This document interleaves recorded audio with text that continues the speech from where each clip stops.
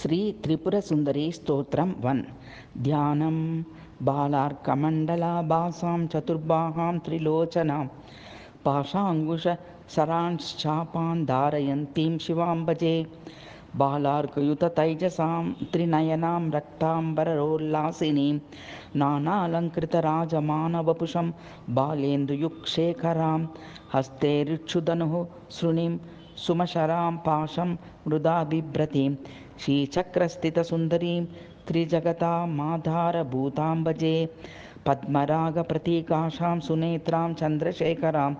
నవరత్నలసద్భూషాం భూషితాపాదమస్తకం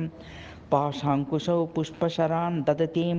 పుండ్రచాపకం పూర్ణతారుణ్యలావణ్యతరంగితకళేబరాం స్వసమానాకారవేషకామేశ్లాశేష సుందరం చతుర్భుజే చంద్రకళావతంసే కుచోన్నతే కుంకుమరాగశ్రోణే పుండ్రేక్షు పాశాంకుశపుష్పబాణహస్తే నమస్తే జగదేకమాతః స్తోత్రం శ్రీం బీజేనాథబిందుద్యుతయ శశి కళాకారరూపే స్వరూపే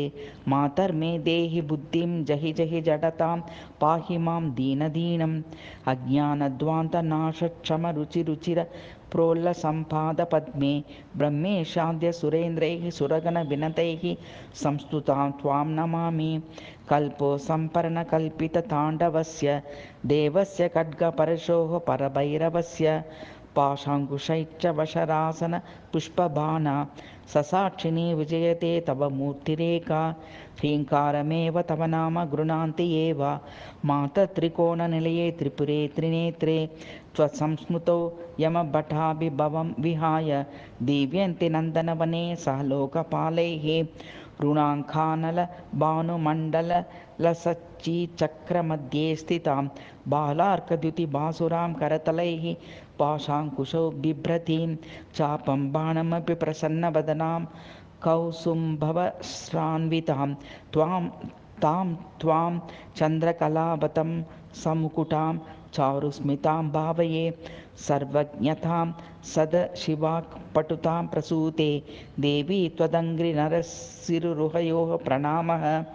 किञ्चित् स्फुरन्मुकुटमुज्ज्वलमातपत्रं